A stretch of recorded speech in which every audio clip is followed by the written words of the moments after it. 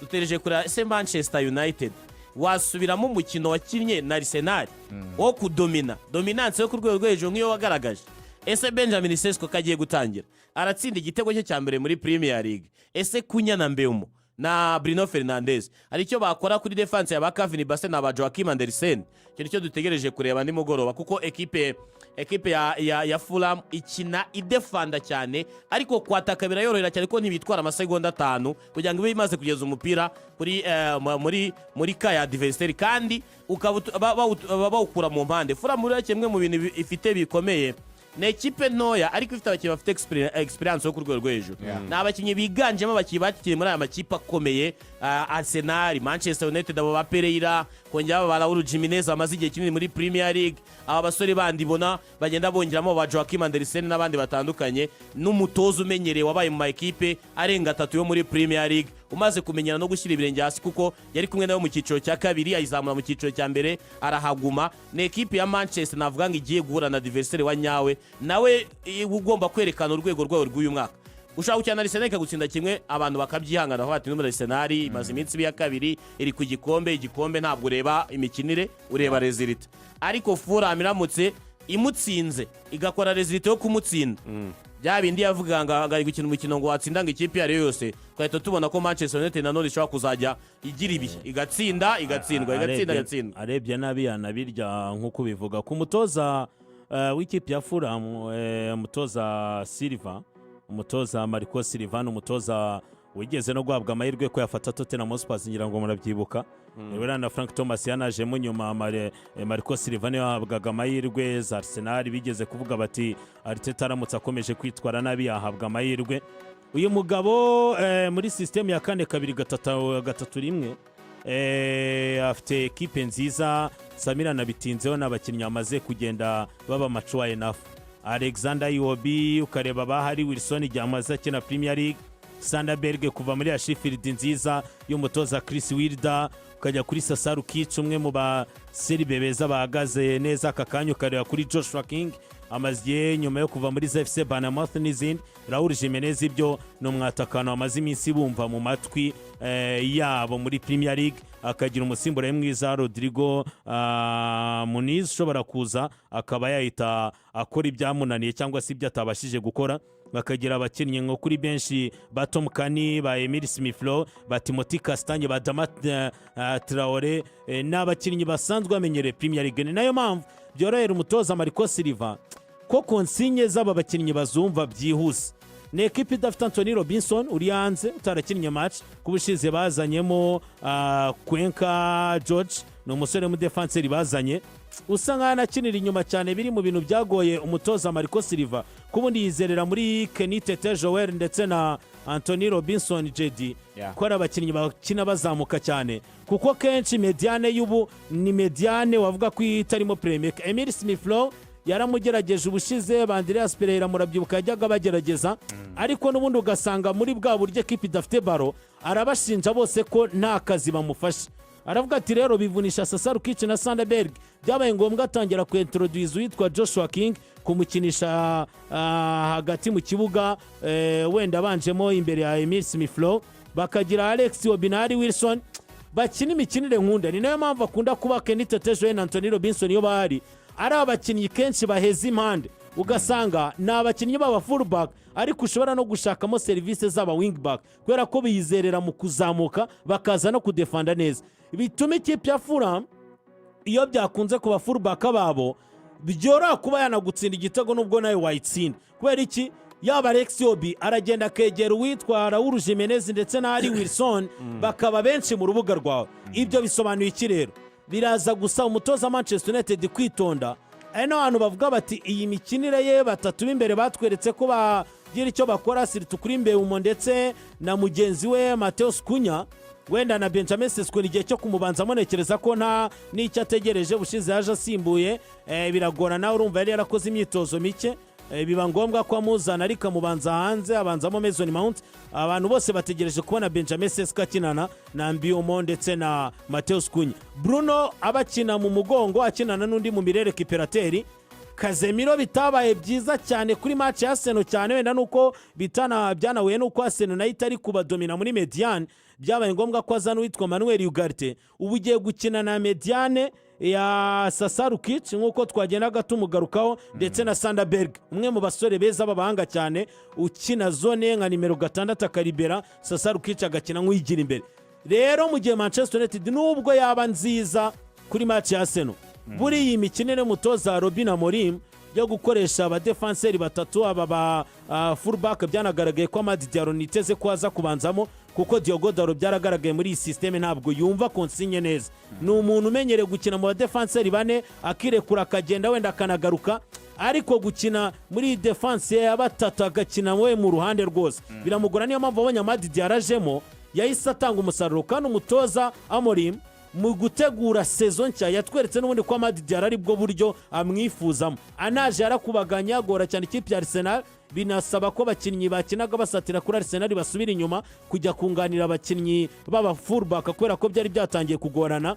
Imikinire yose isa gutya ya Robin Amorim izubakira kuri dominance ya mediane.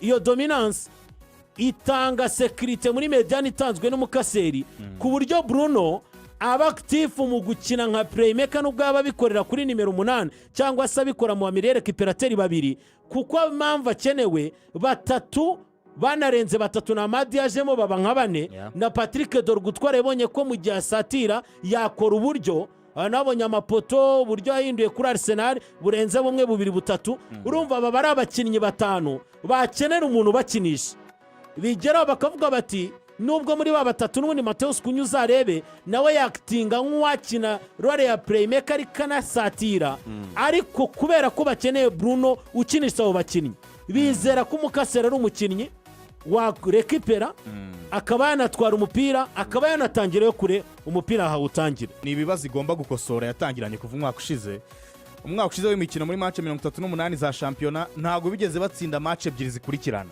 ntago byigeze bibaho.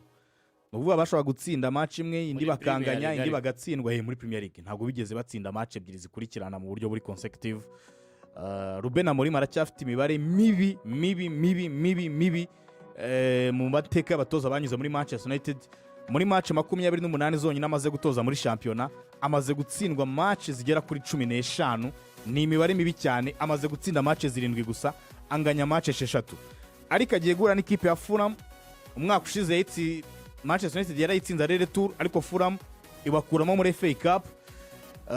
Na ahantu kuri Craven Cottage Man United igirira amateka meza. Ruben Amorim nifuza yuko ntekereza ko atifuza kuba yakuraho kuko kuva 2009 ntago Manchester United iratsindirwa kuri Craven Cottage kuri kino kibuga cy'ikipe ya Fulham. So ntekereza ko kuri Ruben Amorim n'umutoza w'umunyaportugal mwene wabo Marco Silva systeme doje zirahura ariko mu buryo bwa karite harimo ikinyuranye. Nubwo ubushize binjizwe ibitego bombi 54 muri shampiyona ariko Man United yashyizemo izindi ngufu yashyizemo Ramford ariko kuri Fulham uze kureba abakinnyi bamaze gusinyisha ni nkaho batarashyiramo abakinnyi wavuga bazabashyiramo kuko baracyapanga 11 ukabona n'ubundi niba abandi b'umwaka ushize ni ya indi y'umwaka ushize ariko United yashyizemo abakinnyi bataka batatu. Iratekereza no gushyiramo abandi mu minsi iri imbere bari gutekereza ku munyezamu ugiye kuva muri witwara Menz ugomba kuva muri Antwerp mu gihugu cy'Ububirigi kuri Manchester United. Ntekereza yuko ikintu bagomba gukosora gikomeye bagaragaje kuri match ya Arsenal aho bateye amashoti 22 amashoti 7 yonyine ariyo agana mu izamu.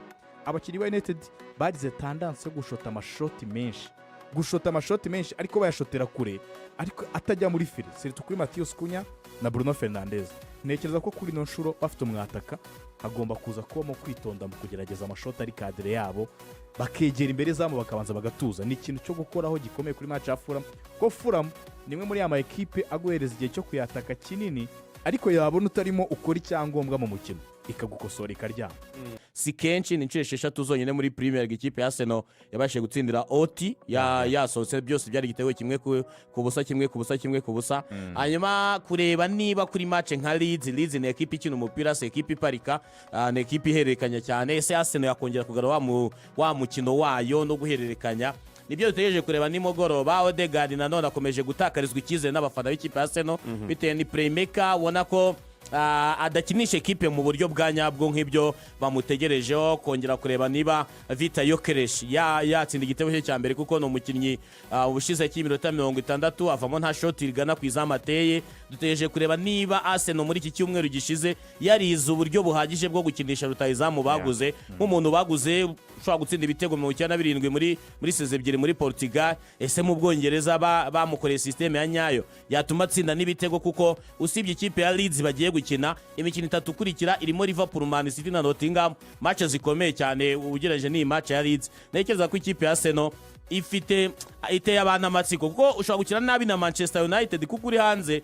ni na ekipe ikomeye musanzwe muhangana. Dutegereje kureba Mikel Arteta, ese wakina neza kuri match ya Leeds, ese wahagarura wa mukino wawe, wakongera ugatuma abafana b'ikipe ya Arsenal bamwenyura akareka guhangayika, kuko hari ugutsinda nibyo, ariko ugatsinda wahangayitse ku buryo udafite style y'imikino y'ububire bukavuga ati ni ibintu bitazaramba. Nepo impungenge Samira agaragaje abafana ba Arsenal bakwiriye kuzigira none ahangaha bijyanye na squad yabo n'uburyo Bert yabafashe kugura abakinnyi barindwi hafi bakomeye.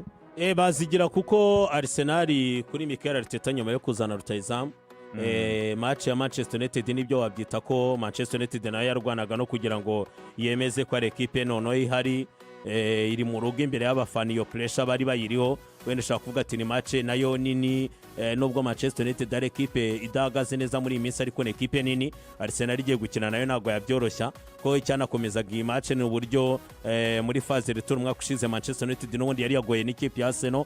Rero ikintu cyari abantu batakunze, tureke kuba Manchester United yabadomina mu mukino, ikintu batakunze abakunzi ba Arsenal ni ukuvuga ngo byibuze nawe mu mikinire twereke ko hari ibimenyetso ko dufite kipe nshya tugiye kwinjira mu buzima bushya bwana, twizeza wenda ko n'icyo gikombe twagitwara nyuma ya sezo 3 tuba ba kabiri. Izo mpungengero ziraza kuko iyo urebye mu mikinire byari ugukina byo kwirwanaho, ukavuga ati Arsenal yo gukina yirwanaho, ifite Declan, ifite Zubimendi, ikagena na Ode, ifite wenda Martinelli na Bukayo, ikagena na Gyökeres.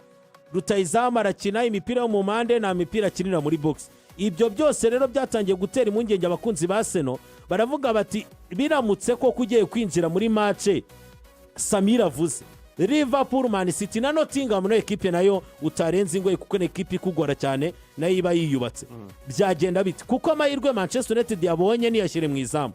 City yakudomina na Liverpool yo ntikwinjize kwishana kukwinjiza none kana kunyagira. Icyo kintu rero kugira ngo izo mpungenge ziveho ni nacyo kintu gena avuga kuri iyi match. Ntabwo ambwira ko ekipe y'umutoza Farke ari ekipe yo kugora Arteta, ni ekipe yazamutse n'ibyo ifite abakinnyi nka Ethan Ampadu, ifite abakinnyi ba Strick, ifite ba Jordan, ifite abakinnyi nka Fred Nyoto Denya, ifite abakinnyi nka Daniel James, ifite Joe Pirlo rutahizamu, ifite Lucas Perry mu izamu no munya Brazil nayo muhanga cyane, wanaje bitumira nimeriye bamwicaza. Ni ekipe ariko abo bakinnyi nubwo afite experience ntabwira abanyinshi, kuko igihe baje muri Leeds United muri Premier League bahise bamanukana nayo, ahubwo bajya gufata indi experience yo muri Championship. Icyo bafite ni ekipe yuje umukino, ni ekipe imaze kumenyerana, kuko ku kigero cya 80% bari kumwe muri seze 3 zikurikirana, bivuga ngo bamaze kugirana ubwumvane, automatism iri hejuru. Ariko Arsenal itegetswe gutsinda iyi match ya Leeds avec Emmanuel, uvuga ngo uratsinda unakonvenka bijya mu gitego kimwe bibiri, kuko izindi mpungenge ku cyo Samir avugaga abakunzi ba Arsenal bafite. Ikipe yacu ko byagaragaye ko mu buryo bwo gukora igitego kimwe bikaba bibiri bigorana, kandi noneho twazanye rutahizamu. Ese koko Beresheze yarakeneweho bwo noneho ashobora kuza hari n'ibindi byinshi binduka muri groupe. Ese Martin Ode ko ariwe watungwaga urutoki, Gabriel Martinelli ari utunga urutoki, muragaragaza ko ari mwe kibazo eze aje kubasimbura cyangwa yakabaye aje kubunganira Ruvuye. Ikipe ya Arsenal iraza gukira ku isaha y'isa 10:02 n'igice, ni match navuga ko iza kwera ku kibuga Emirates. Ubwo abafana ba Arsenal bari so excited kuza kureba uburyo ikipe iza kwitwara ku kibuga cyabo. Ni nayo match ya mbere ubwo bari ifungura stade yabo nyine muri sezo Adelan. Nibyo hari avandimwe ikibazo bagaragaje, wenda nanageraho mbere yuko mvuga n'ibindi gato. Victor Gyökeres kuri match ya Manchester United yayishoje adateye mu izamu, adateye mu izamu, nta shot on target.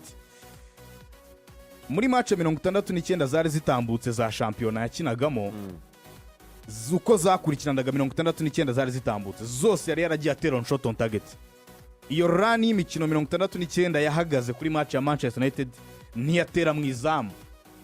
So ni ikibazo gikomeye, ntekereza ko ari niyo mpamvu bagiye gushyiramo undi mupuremeka nka Eberechi Eze ushobora gukoresha rutayizamu, kuko Eberechi Eze ugiye kureba uburyo afasha Amateta muri ekipe ya Crystal Palace gutsinda ibitego, bitanga message ko yakongera efficacité mu bijyanye no gukoresha Victor Gyökeres imbere kuruta Martin Odegaard. Rimwe na rimwe ubona ko we ashaka gukoresha Bukayo Saka cyane, ashaka ariwe babonana cyane, ariko kubonana kwe na rutayizamu aracyakeneye kubyiga. Niba ari uko amaze imyaka hafi 2 n'igice atagira navuga chemistry ya nyayo na rutayizamu, kuko burya yakinanaga n'abamediateri imbere Kai Havertz, Ken Merino n'abandi basore batarabo muri Sirifasa cyane nka Gabriel Jesus. Ni ikintu nabo agomba gukuzaho, ariko nekereza ko mu kuza kwa Eberechi Eze nubwo kuri no match bataza kuba bamufite muri weekend itaha, hari icyo azongera. Tottenham mu myaka Pep Guardiola amaze mu Bwongereza niyo kipe yamugoye kuruta izindi zose. Yewe niramubasha ku rwego n'andi ma ekipe yitwa kakomeye atigeze abikora, kuko simbona nka Arsenal, Man United, memo na Liverpool sinzi ko ifite statistique nziza kuri Man City kuruta Tottenham. Ko Tottenham yakunze kubaho ari ekipe ishobora kwikora ikajya nko kwa Man City igatsindaho nka 3-0. Nta muntu wabitekerezaga ukagenda igatsinda, ariko yari yakinnye nabi mu mikino 2 yari yabanje, aba igikombe cya Super Coupe y'Uburayi iratsindwa ndetse yanariye 4 bya Bayern, ariko muri shampiyona yasubije neza. Siritu Mohamed Kudus watanze assist 2 kuri Richarlison. Nibyo ntago bigeze babona nimero 10 bashakaga, bagiye gukina nanone batarabona nimero 10, nubwo nabonye baganira kuri Nico Pass ko bamushyiramo, ariko still ubwo kuri uyu mukino nta hari. Ni match y'amasaha mabi ku makipe cyane cyane akomeye, lunch time game saa 7 n'igice, biba ari saa 5 mu Bwongereza. Wareba ku mikinire Tottenham ikina low block, gukina yugarira cyane hanyuma igacungira ku ma counter attack, mu gihe Man City ikina ama attack place kubaka ihereye inyuma bikarangira ikoze uburyo bwo kuba yatsinda igitego. Ni system ebyiri rero zigorana, kuko iyi Man City mu makipe yose yagiye agerageza gutsinda ikipe ya Man City akina defend. Nizo za Brentford, nizo za Crystal Palace, nizo za Fulham sometimes ndetse na za Tottenham, kuko uko mukomeza kugenda muzamuka mwegera ekipe yagumye nyuma niko mushobora gutakaza umupira. Yo mu utayero muri counter attack usanga muri defense cyangwa se less defense yanyu iyo itabaye vigila mwisanga basigaranye n'umunyezamu akaba bagatsinda igitego. Nekereza ko nabyo baraza gukina, kuko Thomas Frank ni umuntu watsindaga ikipe ya Man City areretura mu ikipe ya Brentford, agiye mu ikipe ya Tottenham nava ko yapugredinze kuri karite z'abakinnyi, uhereye muri defense ya Cristiano Romero bagize kapitene bakanamwongera amasezerano. Mbona ko ari match yo gupima ese Man City no mwaka iri tayari. Man City iramutse itsinze Tottenham mu buryo buri convaincant nkuko yatsinze ikipe ya Wolves, twatangira gutekereza ko noneho match iki gikombe cya champion Pep Guardiola zaba ari tayari cyane ku buryo mu bahatana babandi b'imbere. Hanyuma Tottenham nayo iramutse ibonyereza iri titaru gutsindwa ku ikipe ya Man City, twatekereza ko Tottenham mu mwanya wa 16 yagize umwaka ushize byagorana ko yakongera gusubira mu myanya mibi, ahubwo yaba ari ekipe itegura ko ishobora kuzanahatana kuza mu makipe ane ya mbere. Yes, ku ikipe ya Man City Pep Guardiola yagize saison mbi umwaka ushize, ajya mu gikombe cy'isi cy'amaklub ashaka kuba yagaruka akagarura saison avuga ati ntwaye iki gikombe. Nekereza ko saison itaba ibaye mbi. Icyo yakoze yanaguza abakinnyi kare, yaba abakinnyi nka Ryan Cherki, ni umukinnyi washyizwemo mbere, ni umukinnyi yavugaga bati yaza akadufasha. Transfer za Man City ho bagiye bazikora kare, bavuga bati byibuze tugende tujye gusunika turwane no kugira ngo turamire wenda iyo sezo birangira bidakunze. Nabwo kwanga kwabyo wavuga ko ari kwagushaka kuvumbura kwa Pep Guardiola, ariko urebye ku bakinnyi ibyo bari bagerageje gukora ibyabo. Ryan Yatsinze ni umukinnyi mwiza kuri nimero 3, City yagiye rwara nimero 3 igihe kinini cyane, byabaga ngombwa ko bahengeka abo basore ba Joao Cancelo bagenda bagerageza Bazichenko n'ibyakunda, byabaga rugwengeka kuri Pep Guardiola kuri nimero 3. Josko Vardiol bamuzana ari umwaxial, ariko birangira bamushyize kuri 3 mu buryo bwo kwiyeranja. Ariko byibuze nyuma yo kuzana Ryan Yatsinze bakazana abasore nk'aba Ryan Cherki mu buryo bwo gusimbuza nimero 10 Kevin De Bruyne, banazana Tijani Reindel, basanga Omar Marmoush wari waraje mbere. Ikipe ya Man City yirebye ubona ko Pep Guardiola transfers yazikoze kare. Ndavuga ikiro kuri Pep Guardiola sezishize yabaye mbi, ariko ubona ko byibuze icyo yagiye akora yubatse ekipe mu buryo bukwereka ko nawe yifuza kugaruka muri rwa ruhando rwo gutwara Premier League, naho ibura akagerageza kugenda asunika agenda anuzuza imyanya irimo abakinnyi bigaragara ko bari batangiye kuva muri systeme ze. Mu gusimbuza Kevin De Bruyne nakunze ikintu yakoze, yazanye Tijani Reindel, wareba assist zigera muri 10 hafi n'eshanu yatanze muri Serie A, ukareba Ryan Cherki wari hafi kuzuza miliyoni nako assist hafi muri 20 mu ikipe ya Olympique Lyon, yarazigejeje 22 n'ibitego 10 urumva yarafite uruhare hafi rw'ibitego 35. Bikwereka ko nawe arabizi ko gusimbuza De Bruyne ku rwego rwe n'urwego rwa Premier League ushaka utabishakira mu muntu umwe. Aravuga ati Tijani Reindel ntibyamusabaga gukina 10 muri Mirase, yanakinnye 8 yashoboraga gukora amasiste nk'icumi muri sezo. Uwitwa Ryan Cherki wenda izo 22 reka ndeke kuzimusaba muri Premier League, byibuze antangiye 10 akankorera n'ibindi bitego wenda tubarageze mu 10, dore ko kuri june ya mbere yatsinze, uziteranyije zishobora gukora za assiste za De Bruyne, zikaba zanafasha abakinnyi basatira kutubonera ibitego. Ikindi nakundiye Pep Guardiola abantu bagiye bavuga batese nazagira pressure yo kuzana Rodri byihuse, ko byagaragaye ko Mateo Kovacic yakoreshejwe kuri nimero 6 bigorana. Mateo Nunez we ntakiri umukinnyi wa hagati mu baranga nimero 2 wakunganira Rico Lewis Mark. Gutekereza kuvuga ngo Nico Gonzalez, kuko Nico Gonzalez hano wabyibuka sezishize akihagera hari imikino yakoreshejwe anavuga ati wow, ati dore umwana muto wakuriye muri Ramazi ufite ya mikinire y'abakatarunya Pep Guardiola yakwifuza mu mukinnyi afite nyuma experience avanye muri Porto bitarakunze muri Barcelona, ati n'umukinnyi bigaragara ko atanga ibimenyetso ko azasimbura na Rodri. Nyuma gato aza kumutwima, byagezeho naho umukinnyi nyuma y'igikombe cy'isi cy'amaklebe yicaza ubuyobozi abasaba ko yakwigendera ko abona atari mu mibare ya Pep Guardiola, nubwo ariwe wanamuganirije kugira ngo amukonvenkaze mu ikipe ya Man City mu gihe bari bafite ikibazo cya Rodri. Pep Guardiola baganira n'uyu mukinnyi yaramuturishije birangira yemeye kwaguma. Pep rero kuba atangiye sezamuduha ni ikikwereka ko arategura ko Rodri yagaruka, ariko si ngombwa kumuforosa. Ikintu nakundiye rero uyu musore Nico Gonzalez, buriya Pep Guardiola yiringira muri nimero 6 waba ari umubola, waba ari umukinnyi wafasha mu kurekipera kandi agakora cya gice cyose mu buryo bwo gukavaringa defense yose.